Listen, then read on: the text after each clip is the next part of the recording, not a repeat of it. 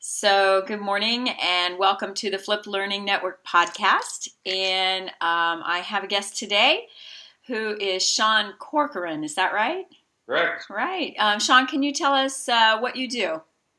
I'm the general manager at Steelcase Education Solutions in Grand Rapids, Michigan, and we focus on helping schools and colleges and universities rethink and reinvent their learning environments, that we call it the learning ecosystem, to support student success.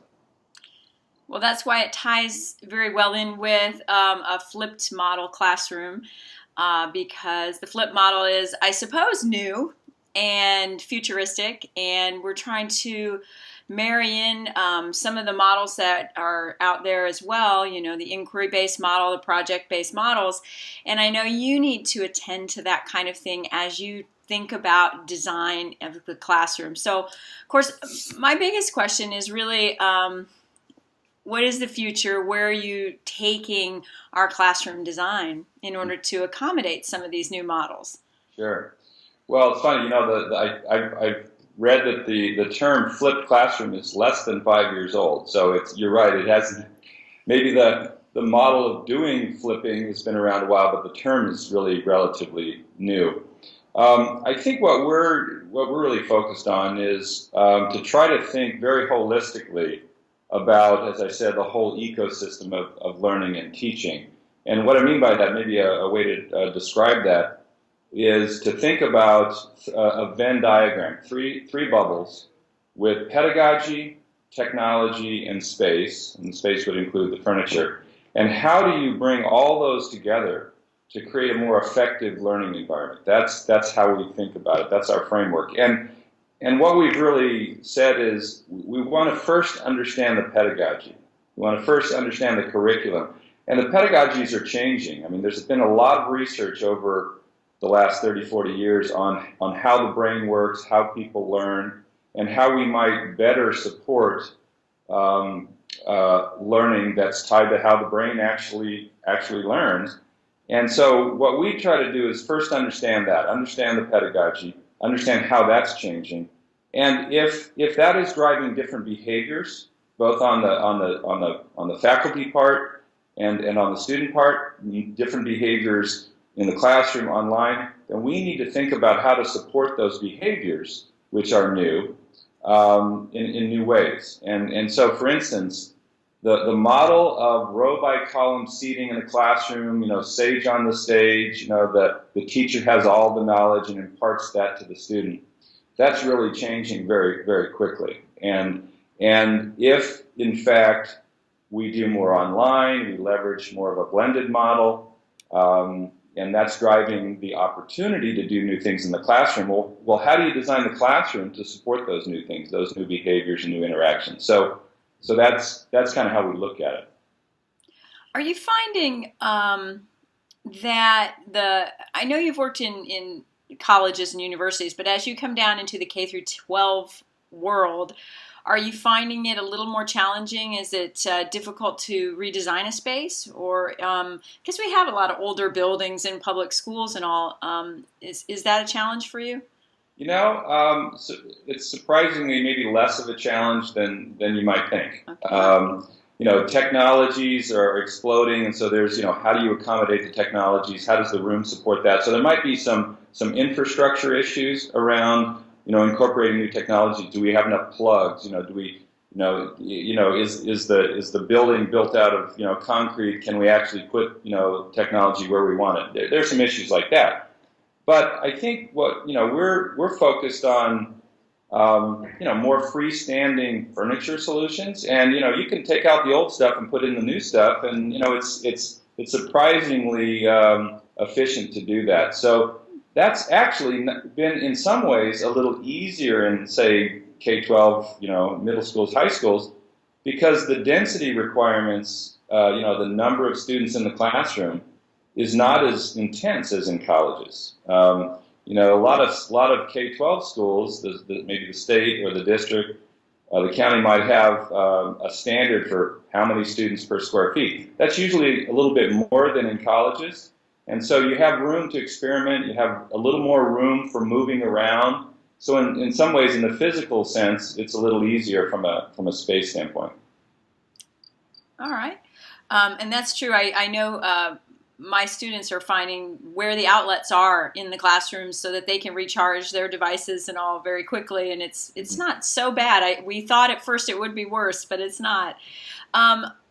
So if I look at an elementary school, a lot of times they're using stations, and especially in the lower elementary. But now as the flip model comes in, you'll find that more of the students are being paced in different ways, and they are actually creating groups within the classroom. How is the design of the class going to help facilitate that more differentiated instruction? Mm-hmm. Yeah, great question. Well, so you think of let's go back 100 years or maybe 50 years, and you might be in a situation, maybe let's pick you said elementary, but maybe a high school, that the teacher in a 50-minute class might lecture for 45. I mean that wasn't uncommon, and so you can kind of exist in one mode. Then maybe it starts to evolve, and the teacher's sequentially doing different things. The teacher might lecture for 15 minutes, and then put the students in a group project or clusters of teams in group projects, and then the students might come back and share and present and discuss, and these are all different modes, right? And so one thing we talk about is maybe that's kind of a sequential multimodal type situation. You go from one whole class thing to the next to the next. You're describing something that also gets to maybe a more simultaneous multimodal. So the teacher might have a group of students over in a corner doing one thing, working on a project together. There might be some heads down online learning over in another area and whatnot.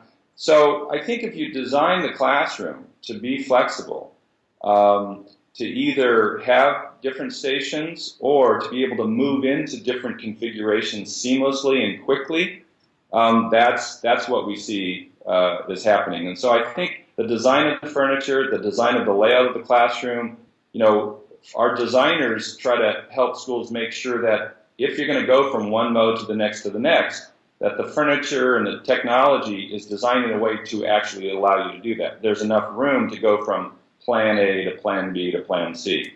And so actually we're working with Greg Green at Clintondale High School. You may know of Greg or know Greg. He's flipped his whole high school, and so we just installed what I call a simultaneous multimodal classroom for him, where he's got different settings. It might be a more relaxed posture setting over in one area, and then more of a sort of a tasking online, computer-based setting over here, and then maybe an instructional setting. But he can still mix those up and move those around and reconfigure at the same time. That sounds like the ideal situation for a teacher. I know so many teachers that back away from a project because they feel like the furniture is in the way and they can't do it. And it's a shame. Absolutely. We've heard this over and over. We often see it in colleges and universities, especially because the enrollments have increased and density's gotten even tighter. And you might have tables just butted up next to each other, one after the other, and they're just so tight. You have no room to kind of flex and move and surge. So I would say we talk about active learning, as opposed to passive and more dynamic learning, and that does take a little more room. I mean, it doesn't require twice as much, but you do have to have room to move around. Do you envision a lot of table space, a lot of workspace in a more modal classroom like that? I think it really depends. If you look at actually what is typical in classrooms from K-20, in the U.S., you might have, there's a lot of sitting on the floor in kindergarten, so they leverage the floor. That's a good thing. Maybe some beanbag chairs. And then as you move up, they have, clusters of tables. But then as you get into the higher grades, now you get into the student desks, the desk chair combination, and things start to get a little static. The student desks have more work surface area than in colleges, which, in the high density classrooms, they have um, more a tablet armchair.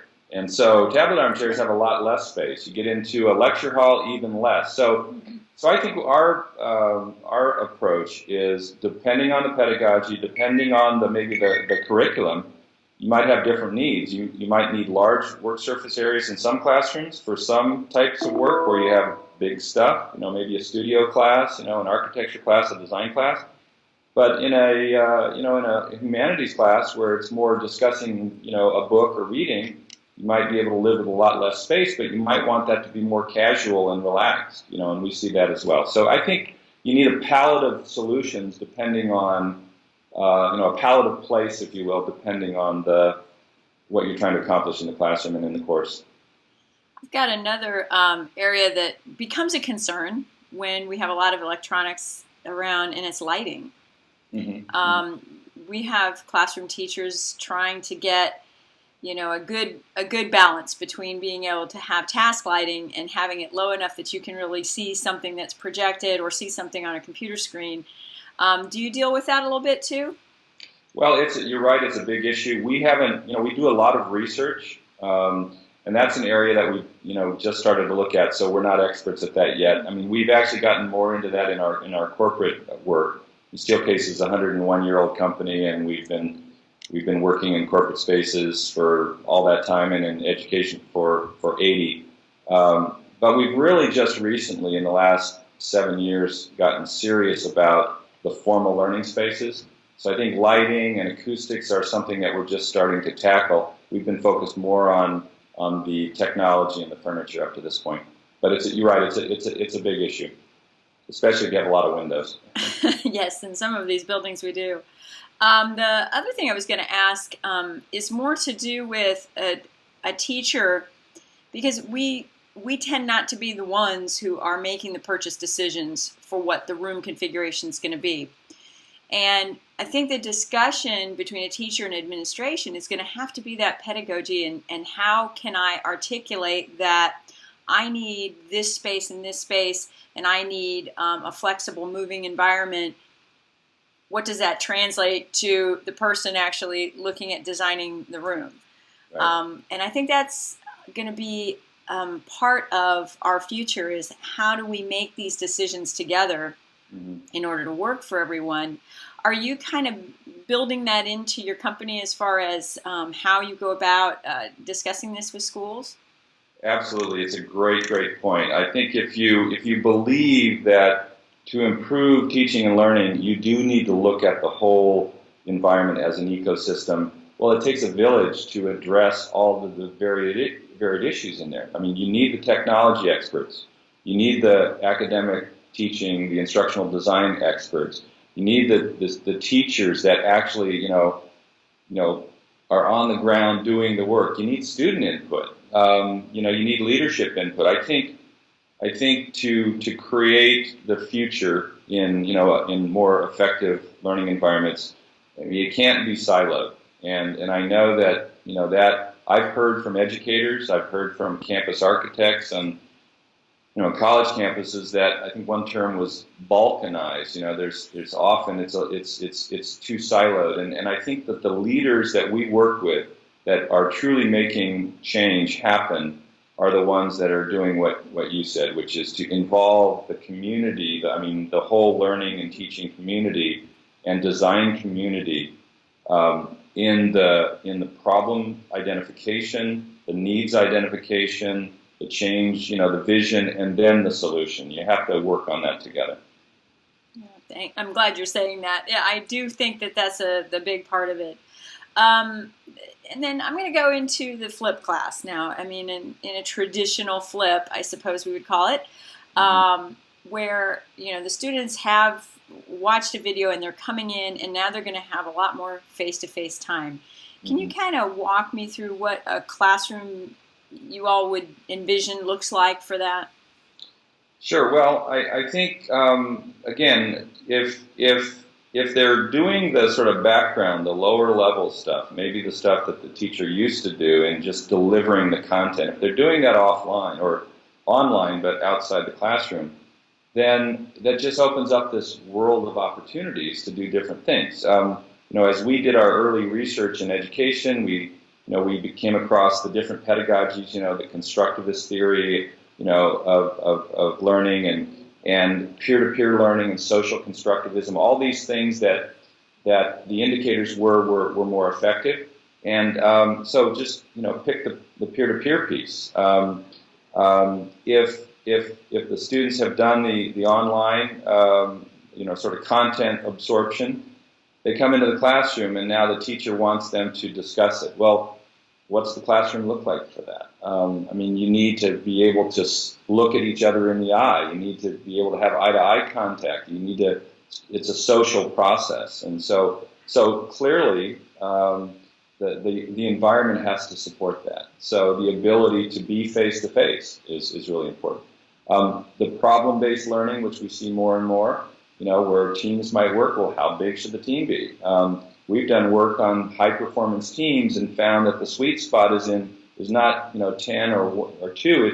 It's in the 3 to 5 range. So have you designed the space to support that? Have you designed the space to then allow discussion to happen? So is the space designed for the teacher to access the students, to look over their shoulder and course correct a misconception, which we've read and heard is a big part of learning, to intercede at the right time so that the learning happens and the correct understanding is embedded at that moment. That's something that maybe is more difficult in online to know. That's the guide on the side, know when the student is really struggling and can actually course correct. So I think the environment has to support all of those different behaviors and activities. It really does. And it's a line of sight thing that you're mentioning there. I know that's the one area in which teachers are a little concerned with the online learning, because if you cannot see a facial expression or you can't see the nod, you don't know at what point there's understanding. Right. And so the classroom itself, that's why a flip is important, because you get that time to discuss and you can absolutely observe that moment when you see the light bulb go on. Right. I'm going to talk a little bit about innovation. The last 10 years, it's obviously been the interactive whiteboard was the big classroom innovation. So what do you see as the next big thing coming in? Boy, there's a lot going on. I think you're right, and we create we have the product, which is an interactive whiteboard. I think there needs to be innovation in professional development is one thing. I think it's funny in K-12 teacher. You always, as a parent, I know that my kids sometimes have the day off because it's a teacher professional development day. Well, in colleges, that's up to the college. It's not a standard. But I think we do need to see innovation in professional development around designing or learning how to teach in these new environments. So that's not a technical thing, but it's related because technology is driving it. I think the ability for students to share their digital content, what they've created, is a big area, big trend. And then the teacher's ability to control what is presented. So in a 22 student classroom, if the teacher wants to call on Jimmy over in the corner to show his work to the whole class, wouldn't that be great? And she also needs to control that. She doesn't want Jimmy maybe just taking over her screen. So doing that seamlessly and efficiently is a big trend. I think displays are getting cheaper and cheaper and bigger, and we talk about information persistence being a real tool for the teacher. We did one classroom called a Learn Lab, which is a kind of an X configuration, and so there's tables in the 4 corners, and they face into the center, and each student has the ability to connect to 3 screens in the room that are sort of triangulated, and in that classroom, key issues were, as we talked earlier, the power. If the student didn't charge their laptop last night, or their iPad or their cell phone, so we need to give them power. We need to give them an ability to not only connect to the displays, but be able to switch between the different students in the classroom. So these are all things that we're finding. Just power. I don't know how much you dealt with that, but every day. more and more, more and more students, the majority have digital devices and multiple digital devices, and the bring your own device trend, which is another big one. They wouldn't necessarily, especially in grade school, have charged it. And so I had one teacher tell me, he used the term, the 12 lucky few. It was the students sitting around the perimeter of the classroom that could plug in at the wall, but what about power in the middle of the room? What about, how do we do that? So that's actually not as sexy or glamorous a technology need, but it's a ubiquitous need that we hear about all the time. Just ubiquitous power access. Even though batteries getting better, we didn't necessarily charge it. So those are some of the things we're seeing. Well, it's funny you mentioned the power issue, because a lot of schools are trying to save money.